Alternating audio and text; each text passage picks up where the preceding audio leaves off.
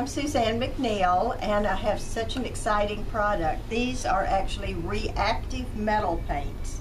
There is real metal in each one of these jars, so when I add patina, it actually will rust if it's iron, or it'll turn a nice verdigris green if it's brass, bronze, or copper.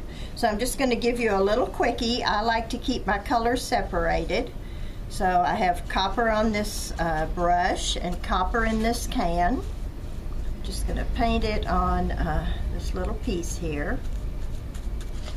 And let that dry. Here's my iron brush. So again, I'm just going to paint the iron all over this piece. And I wanted to do this first because the patina takes a little time to react. So now here's the patina. This works on both the copper, I'm just spraying it on, and the iron. So I'm going to have to let that dry, and then we'll come back to those and you'll see how it miraculously changes color because it's actually rusting the metal. So here's a necklace made out of a similar piece. And in the class, we're going to actually mold our own faces out of the epoxy clay, which is the best for this process. Then we're going to paint all of our pieces and patina them to watch them dry. Now let me show you some other pieces. These were also done with the rust and patina. You can see I did him with iron, and I did the actual gourd bowl with the copper. So they turn different colors. Here's a little journal cover that I've done. And then inside, I've actually used metal on the edges of the pages and decorated the pages. Oh, this is so much fun. Here's another gourd. Now this one I did the opposite. On this one I did iron on the background and I did copper on the little face. So those colors are reversed on this gourd. Oh my goodness, you can do tennis shoes. You could even do an apron. And I've actually washed my apron in the washing machine and it worked just fine. Here's a little wood piece. It actually looks like metal with that color on it. Here's some little fabric tote bag. This is one with stamps and stencils. Here's another one. This is actually, it's not metal, it's actually paper, just watercolor paper. That some of it I did rust, some of it I did patina, and then we wove it together. Here's another little wood piece, and then canvas in the background. Now this one I wanted to show you some of the textures. These were done with a grid that I put on here so you can see it created texture.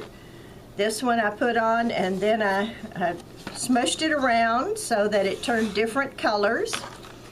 This one is actually drips of the patina on top of the iron. This one is just the iron with a lot of patina. It actually rusted it. Here's a beautiful heart and a background piece. And look at this heart. This is one of my favorites. This is bubble wrap in the middle. This is bronze over here.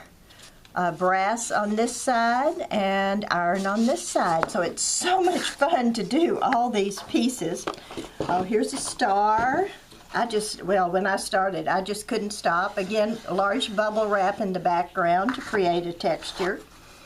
So we're going to work on paper and fabric and a little bit of metal. So let's go back now. Whoops. And look at our pieces. So you can see it's already starting to change here. See, this one is starting to, it's going to turn sort of a greenish color, but it's just starting now. It's sort of olive now, but it'll turn bright green. And this one is rust, and it's still working on that. So we'll come back in just a minute, and I'll show you how those finished. So you can see that it's starting to change color now. In just a minute, I'll show it to you finished.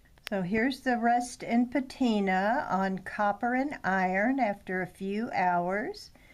In the book, we're going to do all four metals, copper, brass, iron, and bronze, and work with those and even some real copper. So you can see how amazing this rust and patina is. Now this is a piece of stretched canvas. So you can see I put rust here and then some molding paste, some bronze and brass, and then I went into beautiful copper on the inside, so you can work this on all kinds of texture. This is a paper mache heart. You can make anything look like $1 million with these reactive metal paints. And let me just show you this. This is actually a large piece of cloth or canvas that I've treated with the metallic paints. And then, you know, I never like to waste anything, so I can show you how to make the sludge water out of all your leftover paint when you clean your brushes. It's just as beautiful as this, just a different look. And here's a large canvas that I created. So I've mounted 9 small canvases right on this large canvas. And this is actually real metal in the middle, and that same patina will patina that real copper also. So this was just so much fun to make. I hope you'll enjoy the rust and metallics also. I have a great book out all about the rust and patinas, how to use it, how to make it rust better, everything you need to know about the reactive metal paints.